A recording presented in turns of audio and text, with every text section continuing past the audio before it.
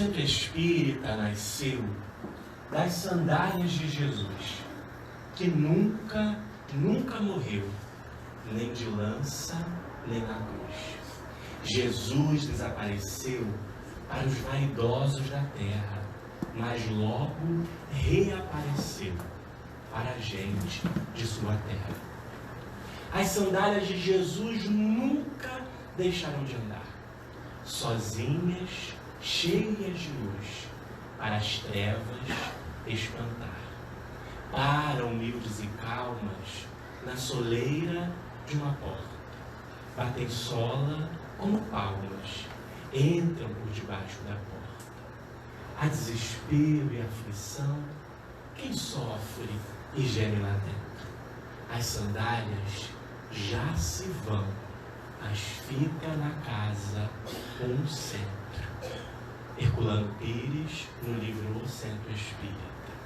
Boa noite a todos. Boa noite. Que o Mestre Jesus envolva os nossos corações e espíritos nessa tarde, noite festiva, em que reunimos as nossas almas em comunhão com os espíritos, amigos que com certeza aqui estão, para partilhar conosco desse instante de festividade em que ainda assim nos propomos a aprender. Olha só que interessante, né? Olha como os costumes dos espíritas são, de alguma forma, diferenciados. A noite é de festa e a gente ainda assim se coloca para festejar de forma diferenciada, que é festejar estudando.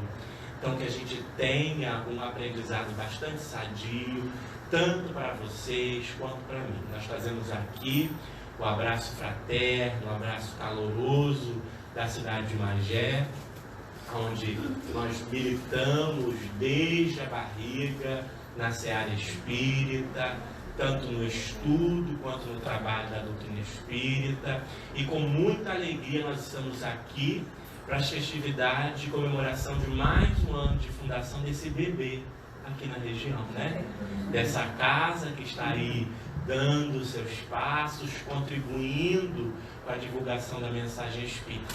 E também revendo, por ocasião de aqui estarmos, corações amigos, corações fraternos, alguns que eu estou vendo pela segunda vez, porque ano passado, salvo o melhor juízo, estive aqui realizando atividade, outros que a gente já conhece há algum tempo, como a Rita, as meninas lá do Polo de Comerge, que me deram a alegria de vir aqui hoje. Vocês estão aqui hoje, tudo bem. Agora, elas estarem aqui é complicado, porque elas já sabem quanto eu sou chato, enjoado, porque ficaram comigo um bom tempo na juventude, na Comerge, e ainda assim quiseram vir. Vocês, coitados, vão saber hoje. Então, alguns não estão enganados aí com a propaganda que fizemos, mas elas não. Eu brinquei aqui no momento inicial, quebrando o protocolo, né? Porque quando o Mateus me convidou, ele falou assim: olha, você pode vir e pode falar do tema que você quiser do Evangelho. Aí eu, tá bom, tá certo. O Evangelho tem sido há 3 anos o nosso objeto de profundo estudo, então tá tranquilo. Aí a Cleusa me mandou uma mensagem: estamos preparando o cartaz? Você pode decidir um tema? Aí eu falei assim: oh meu Deus, olha Cleusa, você escolhe aí. É aniversário do centro, você pode falar sobre a casa espírita? Eu falei: tá bom, a gente conversa sobre a casa espírita. Então tinha um evangelho, a casa espírita. Quando eu chego aqui, o Sérgio apresenta a minha sorte é que já passaram a palavra para mim, porque eu tenho medo de passar para outra pessoa e me dar um quarto tempo. Graças a Deus, já me deram o microfone. Aí por 3 a gente consegue organizar aqui e dentro desses 3 estabelecer uma conversa lógica, né? A fim de expressarmos, sobretudo, a nossa gratidão por esse templo bendito, que inclusive, durante o nosso diálogo, nós vamos abordar alguns aspectos que nos permite, neste ambiente que é santo, que é sagrado, também rirmos, também nos alegrarmos, também nos fraternizarmos da maneira que homens de bem devem e podem fazer, sem que isso signifique qualquer desrespeito a espiritualidade amiga presente.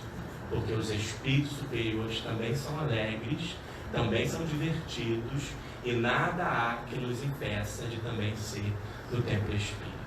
Então que seja aí uma noite com conversas fraternas que nos conduzam a essas reflexões salutares acerca da casa espírita. Povoara-se o firmamento quando Jesus, entre as estrelas que cintilavam no céu, reunido com seus discípulos na casa de Pedro, desejando instituir novo rumo à conversa que se fizera menos edificante, indagou do pescador: Simão, que faz o pescador ao final da pesca quando se dirige ao mercado?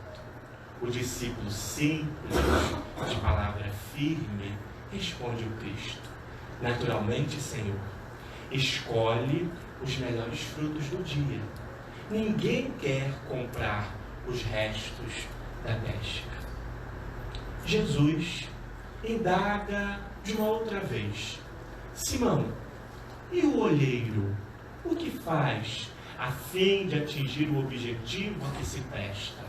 O apóstolo, já intrigado, há de responder: certamente, Senhor, modela o barro, a fim de lhe dar a forma que deseja. E ainda uma próxima vez, indaga Jesus: Simão, e o carpinteiro, como faz para atingir os seus objetivos? Ah, Senhor, certamente usa o serrote, a enxó, o martelo, o formão, a fim de fazer com que a peça bruta ganhe a forma que deseja. E Jesus já lhe dizia: assim também é o lar.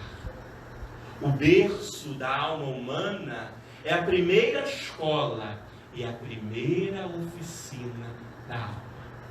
Nele, nós nos colocamos à disposição de burilarmos as nossas imperfeições a fim de que, assim como o pescador, que escolhe entre aquilo que resultou da sua pesca os melhores peixes, assim como o marceneiro, que modela a madeira desejando imprimir-lhe uma forma bela, deve ser o homem no ambiente do lar, a sua primeira escola. E Jesus, àquela altura, abre os escritos sagrados e, se dirigindo a Simão, vai dizer: Simão, a mesa de tua casa também será o pão da tua alma. Façamos aqui, na companhia dos nossos familiares e dos nossos amigos, as reflexões em torno do Evangelho. E Simão, já emocionado, há de dizer: seja como deseja, Senhor. E Jesus, abrindo os escritos sagrados, estabelece naquele dia o primeiro culto cristão no lar do nosso planeta. Com esses registros que tomamos conhecimento, graças à mediunidade de Francisco Cândido Xavier, ditados pelo Espírito, em Lúcio, na mensagem de capítulo 1 do livro Jesus no Lar, nos propomos a reflexão daquele que foi o primeiro momento em que companheiros que desejavam estudar acerca do aperfeiçoamento da alma sob a condução do Cristo, reunidos em torno dos escritos evangélicos, se propunham a, de alguma forma, unindo os seus pensamentos, refletirem sobre a condução do Cristo, a fim de discutir questões que pudessem aprimorar a alma humana. O próprio Cristo estabeleceu na simplicidade do lar de Pedro as diretrizes seguras que deveriam ser o parâmetro a serem seguidas por padrão para todos os templos cristãos que vieram a se estabelecer no planeta após a sua passagem pela terra. Jesus estabelecera de forma simples, singular, após a abertura dos escritos sagrados e das reflexões sem muito palavreado, e num ambiente simples as bases que deveriam nortear o nosso trabalho. De lá para cá, infelizmente, nós fomos nos perdendo no caminho, nós fomos nos distanciando daquela que efetivamente foi a proposta do Cristo, quer seja no ambiente simples do apóstolo Mateus, quer seja à sombra de uma árvore, ou ainda de pé num barco, falando para aqueles que lhe ouviam à beira da praia. Nós nos perdemos no caminho, nos afastando da simplicidade proposta pelo Cristo, porque em verdade o que deve ser observado, resguardado e mantido na unidade da sua pureza é a palavra evangélica. E o Espiritismo, se propondo a ser a terceira revelação, a fim de nos fazer cumprir a promessa do próprio Cristo, que havia de nos asseverar que eu vou, mas eu enviarei um outro Consolador, o Espírito Verdade, que ficará eternamente convosco, vos fará lembrar tudo o que eu disse e vos falará todas as coisas. Vejam vocês, nos instantes que antecipavam o momento de distanciamento físico de Jesus do planeta, ele nos deixa a certeza de que duas coisas aconteceriam ao longo da trajetória do pensamento humano. A primeira, aquilo que ele falou iria ser esquecido. E a segunda, ele não teve a oportunidade de falar acerca de todas as coisas. Talvez porque o terreno ainda não estivesse arado a contento para assimilar o conteúdo daquilo que ele houvera de trazer. E nós nos perderíamos ao longo da estrada. E é quando, em 18 de abril de 1857, o ínclito codificador Allan Kardec lança na Cidade Luz a obra primeira, que faz um convite às reflexões em torno da essência humana, nos fazendo refletir acerca da continuidade da fala do Cristo e nos fazendo entender aquilo que houvera nos deixado no esquecimento por não conseguirmos assimilar até então. O Espiritismo, no compromisso de reviver a mensagem do Cristo, vem trazer para nós, na simplicidade da sua proposta, o acesso facilitado da mensagem do Evangelho, que até então houvera inclusive ser divulgada em outras línguas, para que nem todos tivessem acesso a ela. O Espiritismo, na sua proposta primitiva, vai revivendo o cristianismo na sua essência, nos trazendo o convite a meditarmos na proposta do Senhor. E não poderia ser diferente. Até porque o Cristo asseverou quem seria aquele que estaria na condução do projeto de continuidade da mensagem evangélica e que ficaria eternamente conosco. O Espírito de verdade. E aí, nós, enquanto espíritas, abrimos as obras do Pentateuco Espírita e nos deparamos com muitas mensagens que são assinaladas pelo Espírito Verdade, para cumprir aquilo que o próprio Cristo havia asseverado na mensagem registrada por Mateus acerca da continuidade da sua palavra após a sua partida. O Espírito de Verdade, dando autoridade à codificação espírita, assina diversas mensagens. O que temos de curioso é que não foi em todas assim.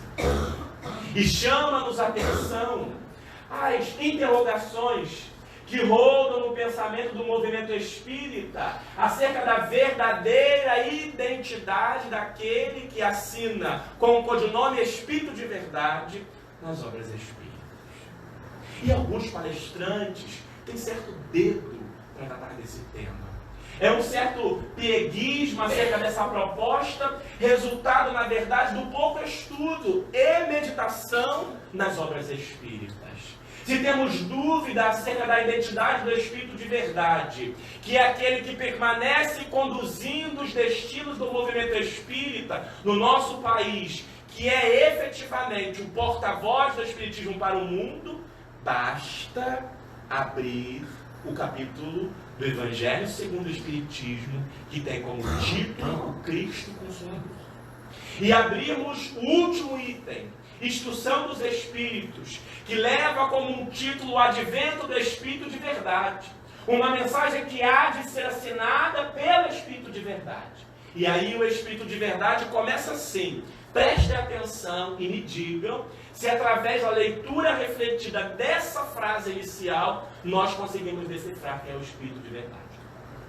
Venho como outrora aos transviados filhos de Israel. Quem é que veio antes? Aos filhos desviados de Israel. E em diversos momentos da mensagem ele vai dizer, o meu Pai. E aí a gente tem dúvida de quem é o Espírito de Verdade.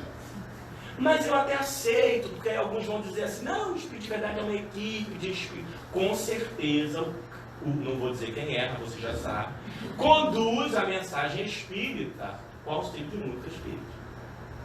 Mas quando nós vamos ler a revista espírita, obras póstumas, tratando acerca do espírito que se aproximou do codificador no momento em que ele organizava o Evangelho segundo o Espiritismo, a ponto de dizer que a partir daquele momento passaria 1/4 de hora todas as semanas ali para conduzir, inspirando o codificador na organização do Evangelho segundo o Espiritismo. Vamos ver todos os espíritos, assimilando que era o Espírito de Verdade, falando o nome de quem é. Basta pesquisar na revista espírita, que vamos ver Erasto dizer, por exemplo. Um espírito de tão grande magnitude, que se aproximava do codificador com uma luz que era capaz de cegar os olhos humanos. Mas ainda assim nós temos dúvida. E aí a gente vai pegar o Livro dos Médiuns, o último capítulo, Dissertações Espíritas. Depois que o codificador estabelece um método de nos ajudar a identificar se os espíritos que estão ditando a mensagem são eles mesmos que assinaram, se são bons, se não são, se são levianos, se não são. Kardec explica tudo isso, como fazer isso. Ele coloca uma sucessão de mensagens, como se fosse a nos oferecer um exercício, mas que na verdade foi o exercício dele, as mensagens que ele mesmo recebeu.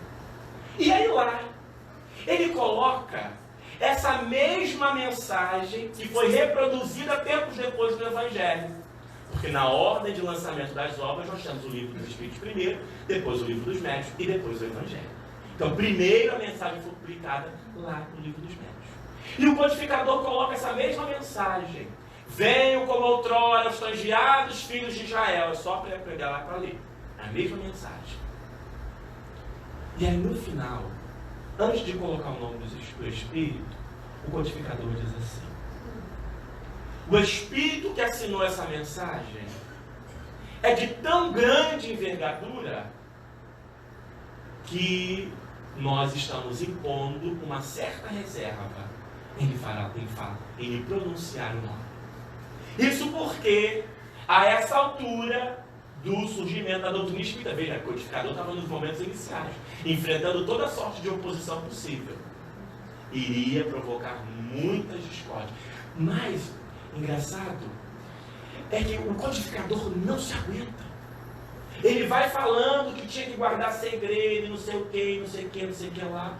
Mas ele não se aguenta. Engraçado, eu fui falar que o codificador não se aguenta de guardar segredo. Lembrei que hoje é o dia da mulher. Não sei porquê, né? Aproveito até para parabenizar todas as mulheres. Aproveito até. Mas olha, eu acabei de comparar vocês com a Allan Kardec, tá bom? Mais ou menos. Aproveito para parabenizar todas as mulheres, né, que são essenciais na condução do movimento espírita. Basta observar, olhar aí, a maioria das atividades estão aí hoje contando com a presença feminina. Mas o codificador não se aguenta e vai dizer assim: e esse nome é de Jesus de Nazaré. E conta o segredo, que ele começa a dizer que não podia contar. E aí a gente tem dúvida de quem é o Espírito de verdade. Basta ler a Revista Espírita, os diversos artigos que tratam acerca desse tema, e vamos ver Espíritos do Quilate de Erasto, falar que o Espírito de verdade era Jesus, e basta ler lá o Livro dos Médiuns e ver o pontificador se referir à mesma mensagem que no Evangelho ele coloca como Espírito de verdade, como de autoria do Cristo. E por que nós estamos falando sobre tudo isso? Porque hoje nós estamos num tempo espírita. E se tem algo que deve nos servir de padrão para a condução das atividades espíritas, é o roteiro que Jesus nos ofereceu. Não podemos nos distanciar disso. Porque o Cristo, não satisfeito de ter vindo e ter oferecido a sua vida física em holocausto para a mensagem, ele não se contenta.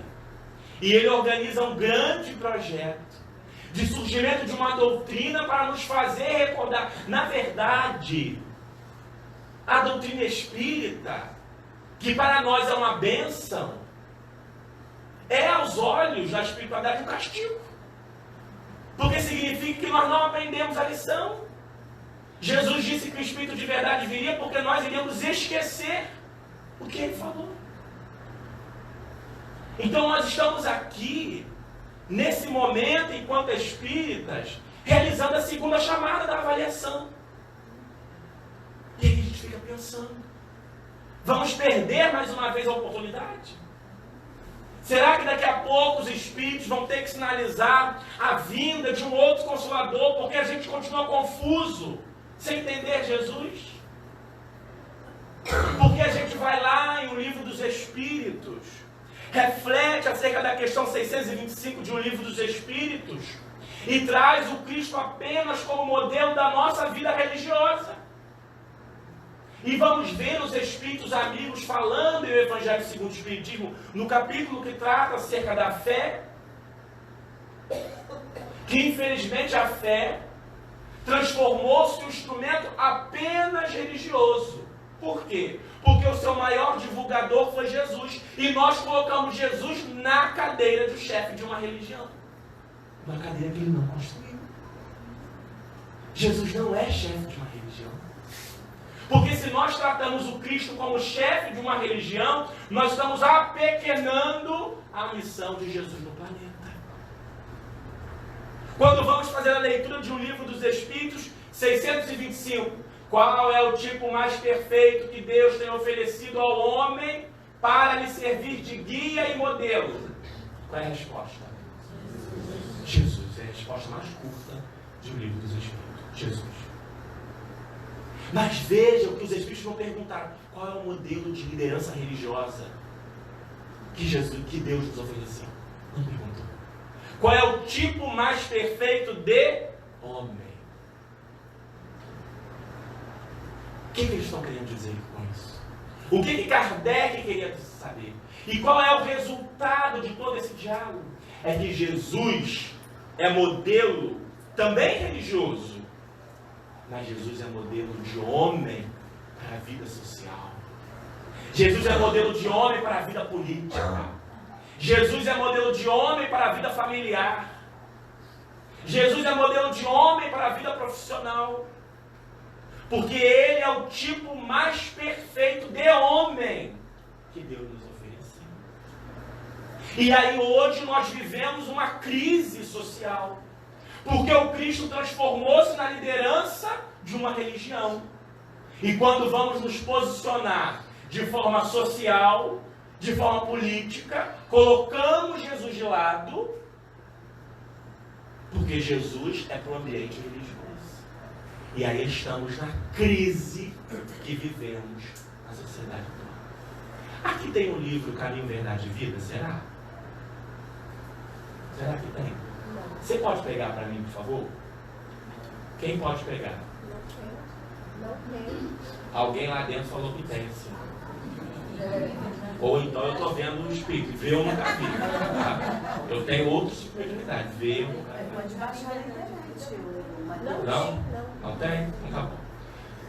Mas lá no Caminho, Verdade e Vida, se alguém quiser contribuir, pesquisar na internet, já achar enquanto eu estou falando, vai ser uma maravilha. Por quê? Porque é importante que a gente leia no livro, para que ninguém tenha a impressão de que eu estou obsediado e colocando palavras minhas. Eu não quero esse tipo de problema. Eu já tenho muitos problemas, um monte de defeitos. Mas vocês podem ter certeza de uma coisa, que eu também sou obsediado, não tenho dúvida disso. A obsessão, ela se instala nas deficiências morais. Se eu estou encarnado aqui, eu ainda não sou moralizado. Então também estou suscetível à obsessão. Mas a reza da casa é forte. Quando eu entrei no portão, os meus obsessores ficaram do portão para fora, não conseguiram entrar. Então aqui dentro, o ambiente está seguro. Mas no livro Caminho, Verdade e Vida, que é o primeiro da coleção Fonte Viva, psicografia de Emmanuel, por Chico, que tem lá o Pão Nosso, Ceifa de Luz, Vinha de Luz, ele é o primeiro. Nessa obra, Emmanuel vai esclarecer qual é o método. Conseguiu? Aqui, tá bom. Obrigado. Qual é o método, viu, ó, o celular do Mateus, nem é o meu aqui. Qual é o método? Mas é muito chique. Como é que passa, Mateus? Como é que passa a página? Ah, aprendi. Ele vai esclarecer qual é o método que Emmanuel utilizou para fazer a interpretação dos textos sagrados. Porque todo mundo que estuda o Evangelho sabe que o Evangelho é algo para ser estudado dentro do contexto. Se você extrai uma única frase e analisa, você pode cometer um equívoco na interpretação. O Haroldo costuma muito dizer isso, né? O Evangelho é como um colar de pérolas. Você tem que analisar dentro do contexto. E Emmanuel não faz isso nessa coleção, porque ele tira apenas trechos. Mas ele vai explicar por que faz isso, como é. Ele é criterioso demais, né? Emmanuel aqui. E aí lá, como esse é o primeiro livro dessa coleção, ele, antes de começar os capítulos, coloca lá um trecho intitulado Interpretação dos Textos Sagrados. E aqui ele explica qual é o método que ele vai utilizar. E nesse momento, olha que interessante, ele inclui aqui, no diálogo acerca da interpretação do Evangelho de Jesus, uma fala que é extremamente atual e que merece as nossas reflexões. Porque ele vai dizer assim,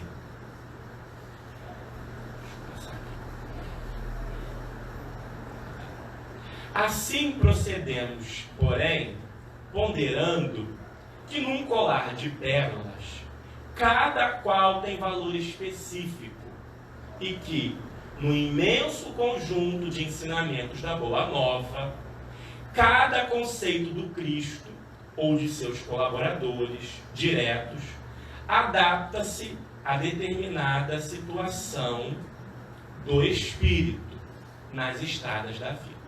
Agora prestem bastante atenção. A lição do mestre, além disso, não constitui tão somente um impositivo para os mistérios da adoração. Olha que interessante. O Evangelho de Jesus não é apenas um dispositivo, um livro sagrado para a adoração. Olha que ele continua. O Evangelho não se reduz a breviário para genuflexório. Vocês sabem o que é genuflexório? É uma peça de madeira que tem nos bancos da igreja, geralmente fica atrás dos bancos, nas costas, que a pessoa tira para ajoelhar e rezar. Então, o que Emmanuel está dizendo? O Evangelho não se reduz a breviário para genuflexório. O Evangelho não é apenas um instrumento para a gente ajoelhar e orar em exercício da fé. Olha, Emmanuel dizendo. Agora preste atenção. É roteiro imprescindível para a legislação e a administração. Para o serviço e para a obediência. Olha o que Emmanuel está dizendo. O Evangelho de Jesus é roteiro. Aí continua. O Cristo não estabelece linhas divisórias entre o templo e a oficina. Jesus não estabeleceu essa distinção. Aqui no templo religioso eu sou Jesus, lá fora Jesus é só o chefe da religião, eu tenho meu posicionamento diferenciado. Toda a terra é seu altar de oração e seu campo de trabalho ao mesmo tempo. Agora preste atenção porque ele vai dizer, por que nós estamos vivendo todos esses problemas? Por louvá-lo nas igrejas e menoscabá-lo, abandoná-lo nas ruas, é que temos naufragado 1000 vezes por nossa própria culpa. Todos os lugares, portanto, podem ser consagrados ao serviço divino. Agora preste atenção nisso, tá? No serviço divino. Porque aí a gente, às vezes, vai fazer a leitura disso e vai equivocadamente achar que nós temos que sair por aí nos ambientes sociais, nos ambientes políticos, nos ambientes do trabalho, impondo a nossa fé cristã, porque Jesus é roteiro e a gente acha isso. Não é isso que Emmanuel está falando. Porque você chegar e discursar acerca do Evangelho do Cristo é muito fácil. Emmanuel está falando que nós temos que colocar o Evangelho a serviço, ou seja, na nossa forma de agir. A forma como nós vamos implantar o Evangelho de Jesus no planeta não é impondo por meio da autoridade a nossa fé a ninguém. É exercitando o Evangelho na nossa forma de viver. É no serviço, como ele está dizendo aqui. Muitos discípulos, nas variadas escolas cristãs, entregaram-se a perquisições teológicas, ficaram ali discutindo o sexo dos anjos, transformando, agora é a forma que ele fala mais dura, transformando os ensinos do Senhor em relíquia morta dos altares de pedra. Relíquia morta dos altares de pedra. No entanto, espera o Cristo. Pega o livro dos Espíritos para mim, por favor. O livro dos Espíritos deve ter, né? No entanto, espera o Cristo, venhamos todos a converter o Evangelho de amor e sabedoria em companheiro da prece, em livro escolar no aprendizado de cada dia, em fonte inspiradora das nossas mais humildes ações no trabalho comum e em código de boas maneiras no intercâmbio fraternal. Muito obrigado, Mateus. Prestaram atenção? E aí a gente acha que não há roteiro para a gente conduzir as nossas questões. E daqui a pouco vocês vão entender qual é a pertinência de tudo isso acerca de uma conversa sobre o centro espírita. Tá? Porque aí quem ficou com dúvida disso, está pensando, mas será que é? Será que não é? O que ele está falando? Nós estamos aqui com o Livro dos Espíritos. No Livro dos Espíritos tem duas partes que nós não costumamos dar atenção no Livro dos Espíritos. A introdução e a conclusão. Tem também uma outra parte que é pouco estudada, que são os prolegômenos. Mas como o nome é diferente, as pessoas vão ler só por curiosidade, né? Agora, a introdução e a conclusão a gente pula, não lê, né? Mas a introdução é importantíssima, quando Kardec faz a adequação dos termos que ele vai utilizar, faz as distinções, é extremamente importante. E a conclusão é quando ele fecha a obra. E aí nós vamos para a conclusão do Livro dos Espíritos, o livro da casa. Nós vamos para a conclusão do Livro dos Espíritos e vamos para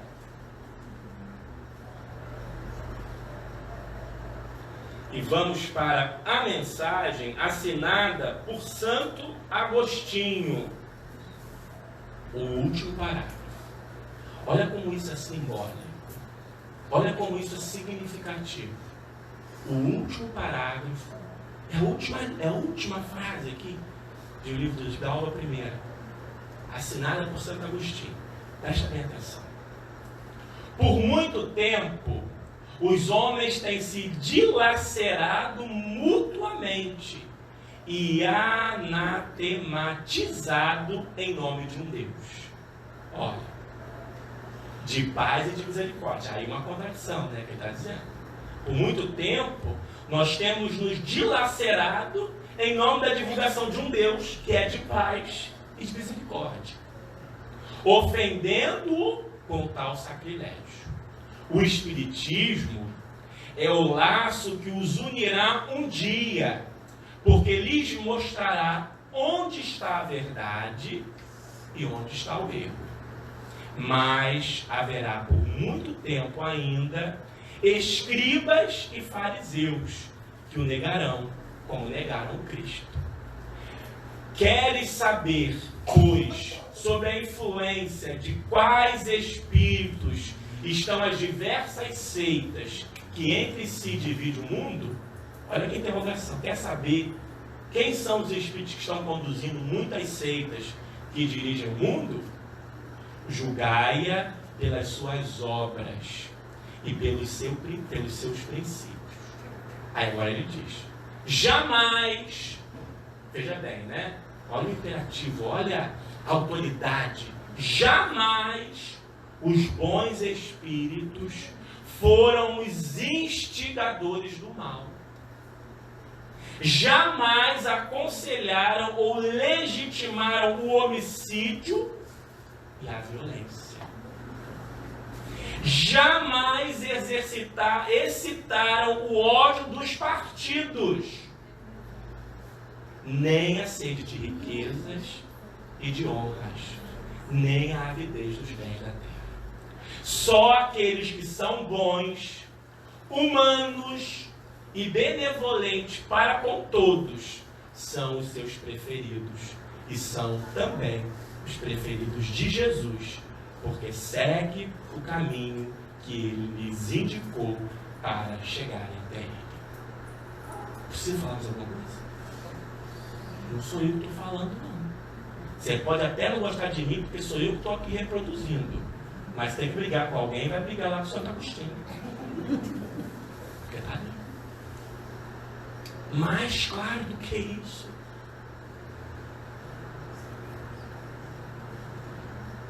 Você pode ter, para sua adesão pessoal, qualquer ideologia de vida, qualquer ideologia política.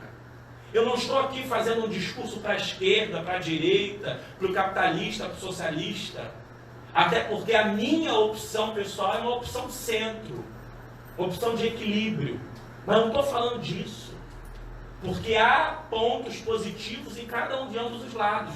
Mas eu estou falando aqui para o alto. O dever do cristão é posicionar-se como Cristo faria. E aí nós ligamos a TV, vemos uma autoridade política no nosso país festejando a morte daquele que aos nossos olhos é um bandido. E a gente está ali junto, festejando também. Parece que nós não entendemos a lição das arenas, dos leões que dilaceravam a alma e o corpo daqueles que se propunham a divulgar o Evangelho de Jesus. Parece que na nossa boca, nas nossas mãos, nós ainda temos sede de sangue. O que estamos fazendo do Evangelho de Jesus que nos foi oferecido há mais de 2020 anos? O Espiritismo está aí, no esforço de reviver.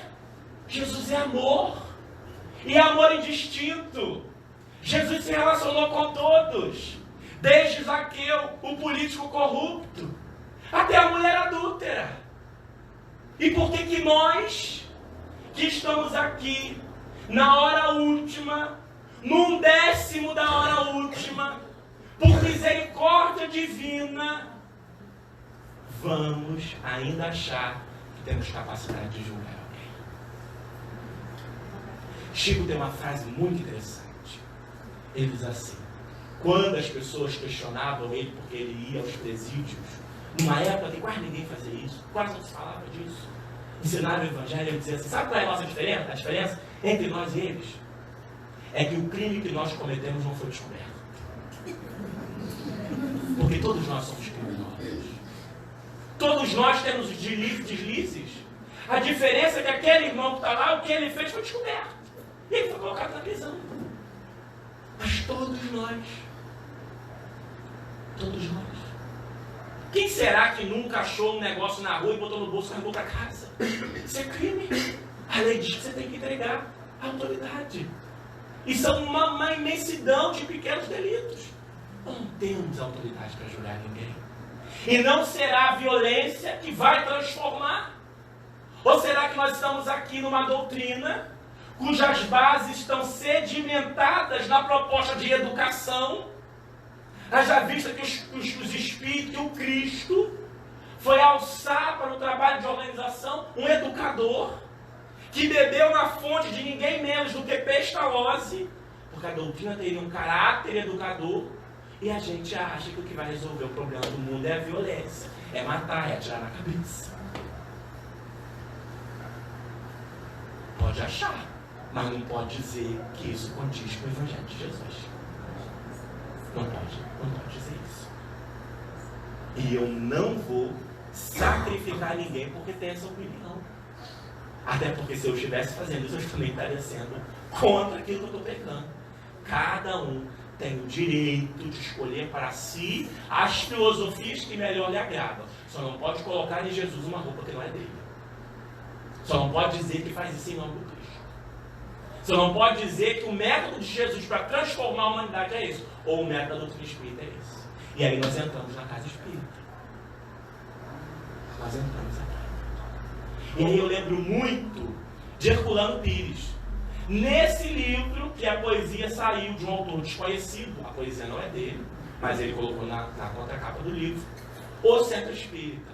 Uma das frases que mais me choca, que fala comigo e remexe às fibras íntimas da minha alma, é quando Herculano Pires vai dizer assim, falando para o Espiritismo daquela atualidade, que ainda hoje parece que é o mesmo. Nós igrejificamos o Centro Espírita. Estamos cometendo os mesmos erros do cristianismo do passado. Igrejificamos o Centro Espírita. E ele ainda diz assim, se nós soubéssemos qual é o papel do Centro Espírita, o movimento espírita seria o maior movimento cultural e espiritual do planeta. Dizer Herculano Pires. Mas nós não sabemos qual é o papel disso aqui. Nós achamos que aqui é apenas para tranquilizar, para harmonizar. Porque nós substituímos a missa de domingo pela reunião pública de domingo. Nós substituímos a água benta pela água frutificada.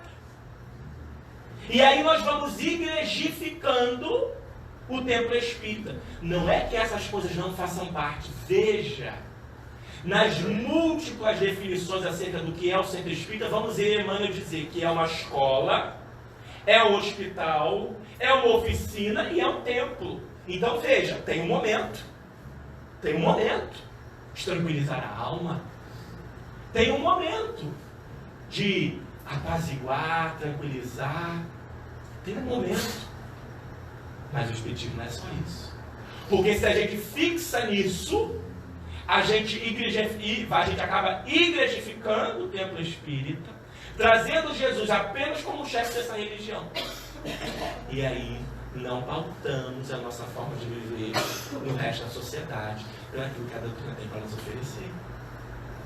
Como padrão da nossa vida. Então aqui também é uma oficina. Então a gente aprende o Evangelho e aqui mesmo a gente exercita. Eu sei que tem gente que diz assim, lá no Centro Espírita é fácil ser bonzinho, todo mundo é caridoso. Quem fala isso não conhece o Centro Espírita, né? Porque é só vir na reunião de trabalhador, na reunião de diretoria, e vai ver que não tem nada disso. Né? A gente é assim na reunião pública, o dia que tem visita. Né? O dia que tem visita, todo mundo é amigo, todo mundo se ama. Mas na intimidade, Por que na intimidade nós somos assim? Porque na intimidade nós acabamos sendo, uma outra definição que ele também dá, nós somos um lar. E aí na intimidade a gente mostra quem a gente é. Né? Não sei se vocês já perceberam, gente, a hora aqui passa correndo, né? Não sei se vocês já perceberam, mas quem aqui é professor? Professor, tem 1, 2, 3, professor, 4 professores, mas ninguém não, 5. Que bom, parabéns para vocês, por essa profissão nova que escolheram. Mas primeiro dia de aula de uma turma que não se conhece, ensino médio, né? Porque até no nono ano, mas todo mundo geralmente junto, aí ensino médio muda de escola, tem gente de outra escola, aquela confusão. Então, primeiro ano de uma turma de ensino médio, primeiro dia, como é que é a turma? Uma paz. Sim, uma paz. Aí vai indo, uma semana, 2 semanas, 3 semanas. Pronto. Já é bolinha de papel, já é apelido, você não tem mais paz. O que aconteceu com o tempo? Criou-se intimidade. Laços. E aí a gente deixa de mostrar aquilo que a gente gostaria que o outro achasse que a gente é, para mostrar aquilo que somos. Por isso que... E isso é para acontecer com os espíritos também. A gente não pode impedir. Aí às vezes a gente tem qualquer contratempo na casa espírita, diz, não, está obsediado. Não pode, né? A gente não pode discordar do centro espírita que está obsediado. Então todo mundo é obsediado no lar, porque discorda, desentende. A gente tem que ter respeito pelo ambiente que estamos. Temos que saber divergir. Mas não podemos não fazer. Porque este também é o ambiente do lar. Como é que é a sua casa? Não vem com essa história que é tudo equilibrado, bonitinho, que não é. Porque nós estamos aqui num planeta de provas e expiações, nessa transição para a regeneração, mas não tem espírito superior encarnado aqui não. Então, isso aqui também é um lar. Então a gente se desentende, a gente discorda. E nesse exercício de se desentender e de discordar, nós vamos exercitar o quê? A tolerância, a compreensão, o perdão, o amor. Perdoar o companheiro que desentendeu, restabelecer os laços, seguir junto no caminho, como diz a canção de Leopoldo Machado, ombro a ombro, lado a lado. Olha que maravilha!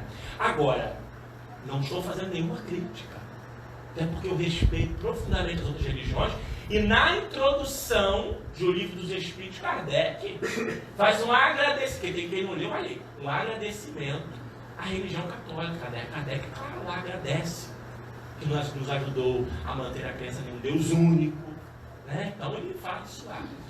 Mas nas outras religiões, o templo não é um lar, é só um templo religioso. Então você não pode usar o templo como oficina para exercitar aquilo que aprende. E aqui também é um hospital. E aí quando chega o momento do hospital, eu preciso ter a postura que é necessária ter no hospital. Porque quando o centro espírita é um hospital, ele é além de hospital um CTI. E aí no CTI ninguém entra sem a asepsia necessária. Vai contaminar o ambiente. E aí a gente vai ver qual é o momento que o centro espírita é um CTI, para ter essa cautela, para estar vestido com a túnica nupcial. Mas o centro espírita também é, e a sua função prioritária, uma escola. E aí é quando a gente fala de escola, que a gente fala de célula viva, de célula dinâmica, de célula de alegria, de célula de música, de célula de arte, de célula de sorriso. Porque alguém já viu uma escola que tem que ser triste? Se tem escola, está com um problema. Não é assim uma escola de verdade. A escola tem que ser um templo vivo. E aí é onde vai entrar a arte, é onde vai entrar a música, onde vai entrar o dinamismo. E a madureza que não lidou com isso antes tem que ir aprendendo a lidar com essa transição, com a presença desse dinamismo nas nossas instituições. Porque se não for assim, nós vamos tornar a Centro Espírita de novo uma igreja. E aí nós sabemos aonde vamos parar. Nas ruas, na fogueira da Inquisição, impondo a nossa fé a outras pessoas sob o suor de sangue, enforcamento e apedrejada. Então a gente gente precisa refletir. E refletir para que o Espiritismo não se torne isso e para que a gente não contribua que outra religião se torne essa Inquisição dos tempos de outrora. Como? Entendendo que este ambiente é um espaço destinado a ser o maior movimento cultural e espiritual do planeta. E lá fora, vivendo aquilo que aqui nós nos aproximamos para entender. É assim que nós vamos cumprir com o nosso papel nessa hora de transição. Porque ninguém está aqui por acaso, nesse momento. Ninguém está aqui por acaso. E todos que estão, não sei se contaram para vocês, tá?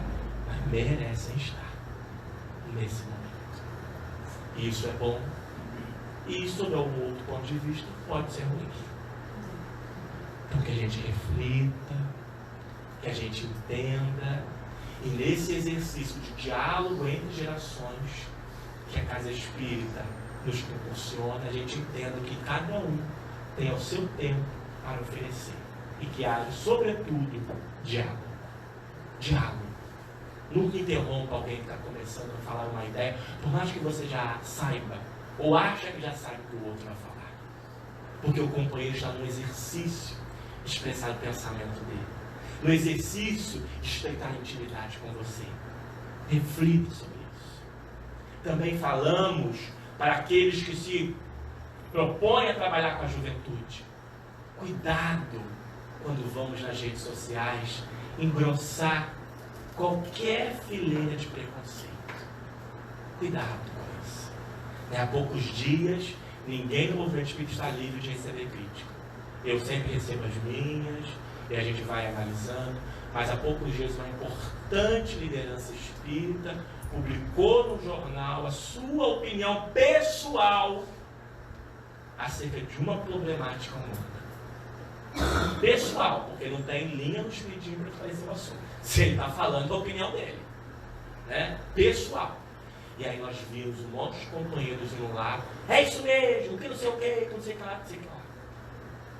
Você pode até pensar isso. Agora escuta o amigo aqui. Se você for coordenador, evangelizador, não vá lá expressar a sua opinião. Sabe por quê?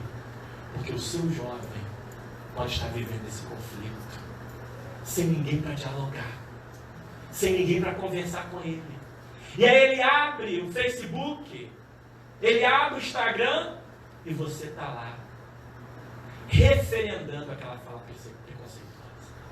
Ele vai chegar na sua reunião de mocidade e vai se abrir para você. Aquela é uma alma que precisa de socorro. E aí nós nos orgulhamos de não termos matado ninguém, de não sermos homicidas. Mas eu vou dizer para vocês que muitos de nós somos homicidas, sim. Porque quando alguém suicida e tira a própria vida, aquela pessoa já morreu socialmente. Aquela pessoa já morreu para os olhos daqueles que estavam circulando, porque ela deu muitos sinais e ninguém percebeu. E se nós estávamos naquela relação e não percebemos, nós fomos homicidas. Então não crie essas barreiras. Por mais que você tenha a sua opinião, mas deixa a porta aberta para aquele companheiro vir falar. E para que o suicídio não continue a ser um dos maiores problemas de saúde pública da nossa atualidade. Foram essas as palavras que nós conseguimos reunir para o nosso diálogo nessa noite.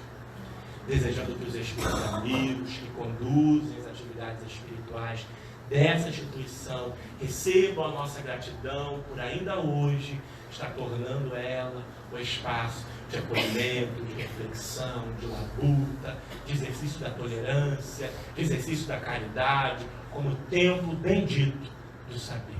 E a todos aqueles trabalhadores, dirigentes que já passaram no momento inicial, que ainda permanecem desde então, que chegaram depois, que estão chegando, que vão chegar, todos recebam dos Espíritos amigos a renovação das energias para seguir a bandeira de Ismael, Deus, Cristo e caridade, na proposta de divulgação do Espiritismo. Isso porque o Espiritismo é uma luz gloriosa, divina e forte, que clareia toda a vida, ilumina a vida na morte.